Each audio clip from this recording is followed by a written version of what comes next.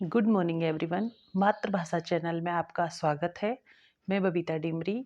आज हम पढ़ने जा रहे हैं कक्षा 12 की हिंदी की बुक आरोह भाग 2। आरोह भाग 2 में हम गद्य खंड के अंतर्गत 11वें नंबर का जो चैप्टर है भक्तिन, जो कि महादेवी वर्मा द्वारा रचित है, उसे पढ़ेंगे। आगामी बोर्ड परीक्षा की दृष्टि से पाठ के महत्वपूर्ण बिंदुओं को लिया गया है। आप इसे ध्यानपूर्वक सुनेंगे। मुझे पूर्ण विश्वास है कि इस पाठ को सुनने के बाद इस पाठ से जो भी प्रश्न आएंगे आप उसे कर पाएंगे। पाठ की जो लेखिका है महादेवी वर्मा हिंदी साहित्य की महत्वपूर्ण कवयित्री हैं। पाठ में जो जीवन परिचय महादेवी वर्मा का है, उस जीवन परिचय से भी बहुत सारे प्रश्न पूछे जाते हैं। तो सबसे पहले हम महादेवी वर्मा के जीवन परिचय से परीक्षा उपयोगी जो कुछ पॉइंट हैं उनको पढ़ेंगे। आप ध्यानपूर्वक सुनें।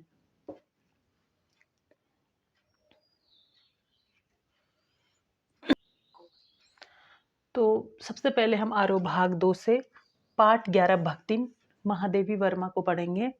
इसमें हम सबसे पहले महादेवी वर्मा का जीवन परिचय पढ़ेंगे। महादेवी वर्मा का जन्म 1907 फर्रुखाबाद में। इनकी जो प्रमुख रचनाएं हैं वो अलग अलग खंडों में हैं, जैसे काव्य संग्रह, संस्मरण, रेखाचित्र और निबंध संग्रह।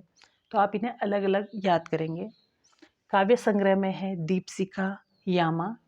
संस्मरण और रेखाचित्र में है अतीत के चलचित्र, स्मृति की रेखाएं, पथ के साथी और मेरा परिवार।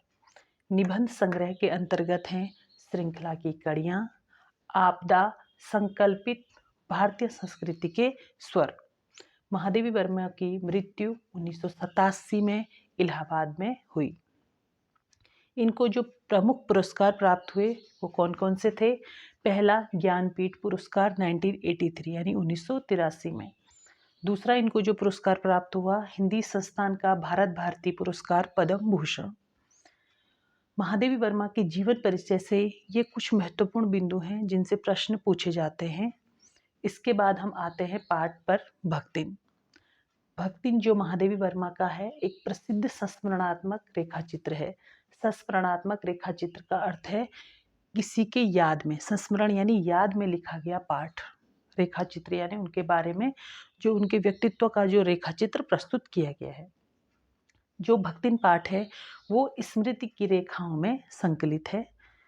इसमें महादेवी जी ने अपनी सेविका भक्तिन के अतीत और वर्तमान का परिचय देते हुए उसके व्यक्तित्व का बहुत ही दिलचस्प खाका खींचा है। अर्थात जो ये भक्तिन पाठ है महादेवी वर्मा का एक संस्मरणात्मक रेखाचित्र है। ये उन्होंने अपनी सेविका जो भक्तिन है उसके जो जीवन और उसके व्यक्तित्व, वर्तमान, अतीत सबके बारे में उन्होंने एक रेखाचित्र खींचा है। तो इस पाठ को समझने के लिए हमें सबसे पहले भक्तिन के व्यक्तित्व को समझना पड़ेगा। भक्तिन के व्यक्तित्व को समझते हुए हम इस पाठ को समझेंगे। तो इसके बाद सबसे पहले हम आते हैं भक्तिन के व्यक्तित्व संबंधी मुख्य बिंदुओं पर। भक्तिन के व्यक्तित्व संबंधी महत्वपूर्ण बिंदुओं पर चर्चा करेंगे।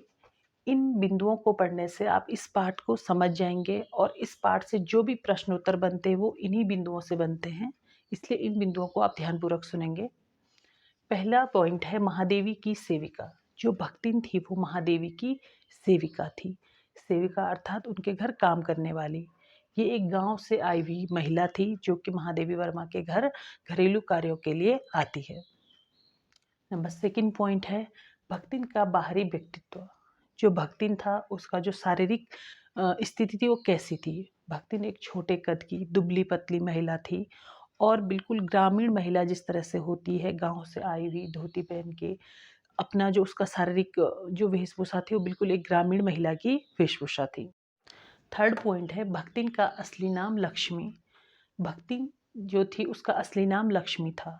भक्तिन जब महादेवी वर्मा के घर आती हैं तो महादेवी वर्मा उनसे उनका नाम पूछती हैं तो वो अपना नाम लक्ष्मी बताती हैं, किंतु उसके साथ ही वो महादेवी वर्मा से अपना नाम न लक्ष्मी न लेने के लिए कहती हैं और बोलती हैं कि वो किसी से भी लक्ष्मी नाम ना बोले। उसके पीछे कारण क्या था? उसके पीछे कारण ये था कि जो लक्ष्मी नाम होता है वो धन वैभव का प्रतीक होता है और लक्ष्मी अपने आप को इस योग्य नहीं समझती थी क्योंकि उसकी इसकी जो दशा थी वो बिल्कुल इसके विपरीत थी।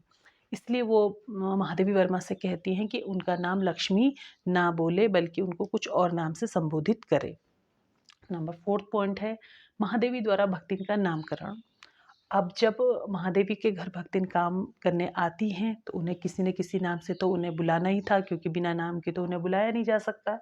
तो महादेवी वर्मा सोचती हैं कि उनका क्या नाम रखा जाए। तो जब वो उनके बारे में सोचती हैं तो देखती हैं कि उनके अंदर जो सेवा भाव था, यानी जो महादेवी वर्मा की सेवा में बिल्कुल तत्पर रहती थी, तो उनको लगता है कि इस जो स्त्री है इसके अंदर इतना सेवा भाव है, तो इसी आधार पर इसका नाम क्या रखा जाए। तो उन्हें सबसे अच्छा नाम जो लगता है भक्तिन, भक्त से जो शब्द बनता है भक्ति।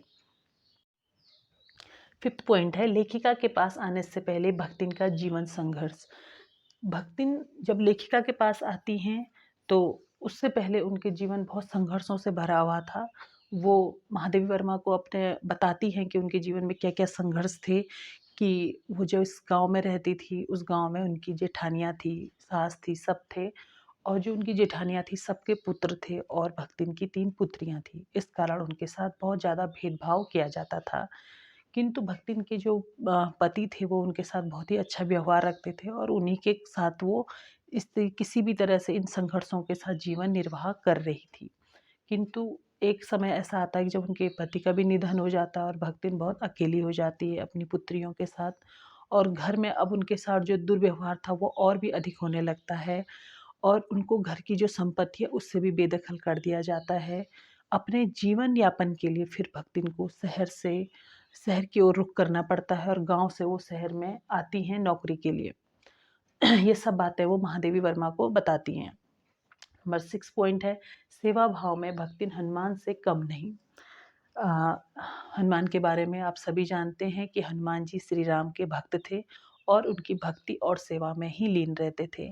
तो जिस तरह से हनुमान जी श्री राम के भक्त थे, उनकी सेवा करते थे, उनकी भक्ति में लीन रहते थे, उसी तरीके से भक्तिन भी महादेवी वर्मा के जो जीवन में जब से आई है उनकी सेवा और भक्ति में पूर्ण निष्ठा से वो लगी रहती थी। और हनुमान जी से इसीलिए उनकी तुलना की गई कि जिस तरह से हनुमान जी श्री राम के भक्त थे, उसी तरह से भक्तिन भी महादेवी वर्मा की भक्त थी। नंबर 7 पॉइंट भक्तिन अच्छी है यह कहना कठिन होगा, क्योंकि उसमें दुर्गुणों का भी अभाव कम नहीं था। वैसे तो हमने अभी तक भक्तिन के बारे में जो भी पढ़ा तो हमने ये देखा कि भक्तिन के जीवन में अच्छाइयाँ बहुत थी, लेकिन उसमें कुछ दुर्गुण भी थे। भले वो दुर्गुण बहुत बड़े नहीं थे, लेकिन कुछ दुर्गुण तो उसमें थे। जैसे भक्तिन कभी-कभी अपनी जो मालकिन है महादेवी वर्मा, उनको खुश करने के लिए झूठ भी बोल दिया करती थी। घर में जो भी पैसे इधर-उधर पड़े रहते थे, उनको इकट्ठा करके अपने पास रख देती थी कि वो मेरा ही घर है। महादेवी वर्मा से मिलने के लिए जब भी कोई आता था, तो उन्हें ये लगता था कि ये मेरी मालकिन को परेशान ना करे, और कुछ भी बहाना बना के वो उनको कोशिश करती थी कि वो घर से बाहर चले जाएँ।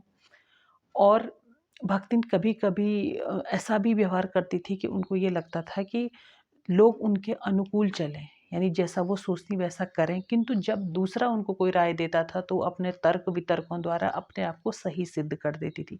ये कुछ छोटे-छोटे पॉइंट थे जो ये बताते हैं कि भक्तिन अच्छी हैं, लेकिन उसमें कुछ न कुछ दुर्गुणों का भी अभाव नहीं था। यदि आपने इन 7 पॉइंटों को ध्यानपूर्वक सुना होगा, तो आगामी परीक्षा में कोई भी प्रश्न आए, मुझे पूर्ण उम्मीद है कि आप उन्हें कर पाएँगे। इन जो पॉइंट है, इन्हीं से परीक्षा में प्रश्न पूछे जाते हैं, इसलिए आप इन पाठों को ध्यानपूर्वक इन पॉइंटों को सुनें और इनको समझें। अगली वीडियो आपको नेक्स्ट चैप्टर की मिल जाएगी। पहले आप इस पाठ को ध्यानपूर्वक सुनेंगे और समझेंगे। धन्यवाद।